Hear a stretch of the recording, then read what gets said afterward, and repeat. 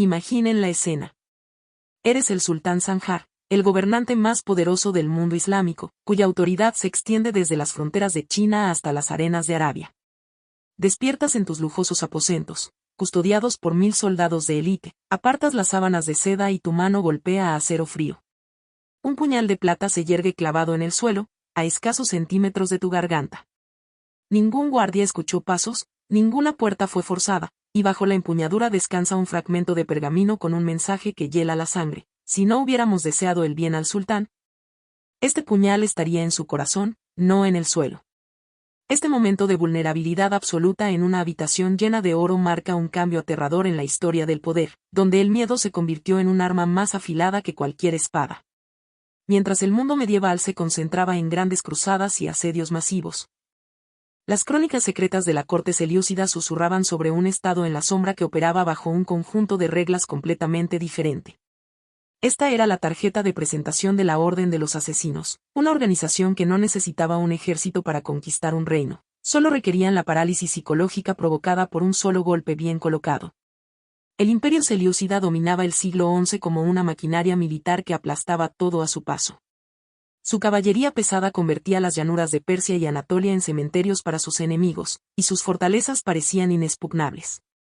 Funcionaban como una superpotencia, creyendo que la superioridad numérica y los muros de hierro garantizaban su supervivencia, pero estaban equivocados.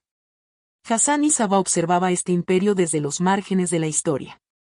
Era un erudito brillante, un hombre que medía las estrellas y calculaba el movimiento de los planetas, pero su verdadero interés residía en la mecánica del miedo humano. Hassan sabía que su gente, los ismaelitas nizaríes, jamás sobrevivirían a una colisión frontal contra la maquinaria de guerra selyúcida. Necesitaba una fortaleza que desafiara la lógica de las guerras en llanuras, y la encontró en las montañas de Elburz.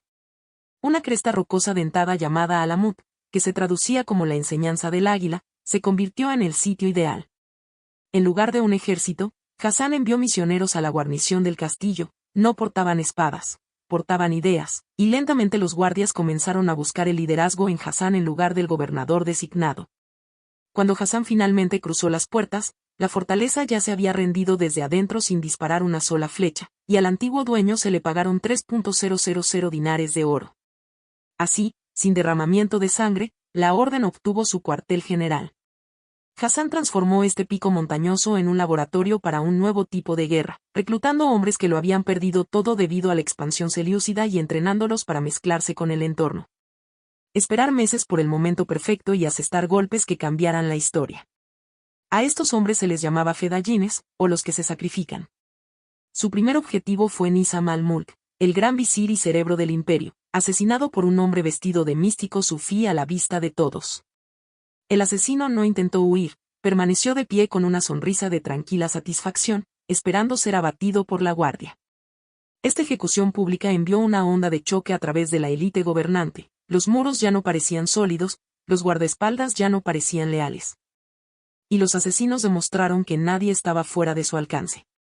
Convirtieron la infraestructura del propio imperio en su contra, utilizando los palacios y mezquitas como escenario para su teatro del terror. El imperio se enfrentaba a un enemigo que no tenía líneas de frente. Cada ejecución de un presunto asesino solo creaba un nuevo mártir y generaba docenas de nuevos reclutas. El culto de la montaña había descifrado el código de la guerra asimétrica, convirtiendo su inferioridad numérica en una ventaja que paralizó a 3 imperios. El puñal de plata en el suelo del sultán Sanjar era la prueba de que el viejo mundo de reyes y ejércitos había terminado, dando paso a la era de la sombra. Pero, ¿quién era este arquitecto del miedo?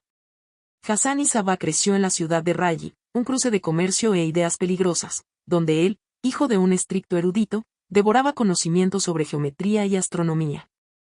Tras una enfermedad grave y una crisis espiritual, hizo el voto de dedicarse a la causa ismaelita, viajando a El Cairo, al corazón del califato fatimí, para completar su formación en la famosa Casa de la Sabiduría.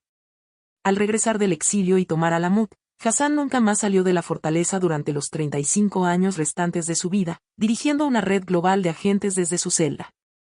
La imagen más perdurable de los asesinos proviene de los relatos de Marco Polo, quien describió jardines paradisíacos con vino y doncellas, donde supuestamente llevaban a los reclutas drogados con hachís para prometerles el cielo eterno a cambio de la muerte. Pero esta es una mentira cinematográfica. La misma palabra hachisim, de la que deriva asesino, era un insulto que significaba marginados sociales, no una descripción de su dieta. La realidad era mucho más compleja y aterradora. Hassan era un maestro de la privación sensorial y el condicionamiento psicológico. Utilizando el aislamiento y posiblemente alcaloides de plantas como el beleño o la datura para inducir sueños lúcidos, creaba en los reclutas una certeza fisiológica de que la muerte era simplemente una puerta hacia un estado de gracia que ya habían probado. Los fedayines no eran drogadictos, sino operativos de élite que dominaban idiomas y etiqueta, capaces de vivir encubiertos durante años. No mataban por dinero ni por caos, sino por un objetivo político llamado propaganda por el hecho. La muerte de Nizam al-Mulk, y posteriormente la sospechosa muerte del propio sultán, fracturaron el imperio selyúcida en facciones rivales, demostrando la eficacia de la estrategia de descabezamiento. El efecto psicológico fue devastador. Los gobernantes comenzaron a usar cotas de malla bajo sus túnicas de seda y a sospechar incluso de sus propios sirvientes. La orden había hackeado con éxito el contrato social de la época, mostrando la fragilidad de la jerarquía vertical frente a una red horizontal de creyentes con un propósito inquebrantable. Hacia mediados del siglo XII, el terror de los asesinos migró al oeste, hacia Siria, donde surgió una nueva figura, Rashid ad-Din Sinan, conocido por los cruzados como el Viejo de la Montaña. Él construyó un reino en la sombra, jugando con precisión de ajedrecista entre las grandes potencias de Levante. Incluso el legendario Saladino, que intentó erradicarlos, tuvo que retroceder cuando una mañana encontró junto a su cama unos pasteles calientes, una daga envenenada y una nota que decía: «Estás a nuestro alcance». Saladino comprendió que luchaba contra un fantasma y pactó una tregua secreta. Sinan convirtió a los asesinos en los árbitros políticos definitivos del Medio Oriente, asegurándose de que nadie pudiera gobernar el mundo en solitario. Para los caballeros europeos, los asesinos eran un misterio aterrador. La muerte de Conrado de Montferrato, rey de Jerusalén, a manos de dos monjes que resultaron ser fedayines disfrazados, conmocionó a Europa. Fue el primer asesinato de un monarca occidental por parte de la Orden, lo que generó teorías de conspiración sobre la implicación de Ricardo Corazón de León. Para el final de la Tercera Cruzada, el término asesino había entrado oficialmente en el léxico europeo, transformándose de nombre de una secta a término para un sicario profesional. Pero mientras el mundo occidental tejía leyendas, dentro del propio Alamut ocurría una transformación. La fortaleza se había convertido en una universidad de conocimientos prohibidos. La biblioteca de Alamut era un milagro del mundo medieval, albergando miles de volúmenes desde filosofía griega hasta matemáticas indias. El gran polímata Nasir al-Din al-Tusi construyó allí un observatorio cuyos cálculos sentarían las bases, siglos más tarde, para los trabajos de Copérnico. Los asesinos crearon una utopía intelectual, un estado de eruditos sin ejército regular, confiando en su reputación de terror. Pero esa confianza resultó ser un error fatal cuando en el este se levantó una fuerza indiferente a la teología y a las dagas en las almohadas. Los mongoles, liderados por Hulagu Khan, avanzaban como un evento geológico, portando un mandato para la eliminación total de la orden. El imperio mongol era una máquina de muerte colectiva, inmune al terror psicológico de los asesinos. Matar a un general mongol no cambiaba nada, otro ocupaba su lugar al instante. Hulagu trajo consigo ingenieros chinos y máquinas de asedio contra las cuales los muros de Alamut eran inútiles. En 1256, el último gran maestro, Run al-Din Kursá, comprendiendo la inutilidad de la resistencia frente a las leyes de la física y la artillería mongola, abrió las puertas. Fue el fin de una era. La biblioteca, que guardaba el saber de los siglos, fue incendiada, tiñendo el cielo sobre el Elburz de negro por el hollín, y la fortaleza fue desmantelada piedra por piedra. Los mongoles llevaron a cabo una limpieza metódica, exterminando a cualquiera vinculado a los ismaelitas, pero cometieron el error de creer que podían matar una idea. Los supervivientes pasaron a la clandestinidad más profunda, utilizando la práctica de la taquilla o disimulo de la fe.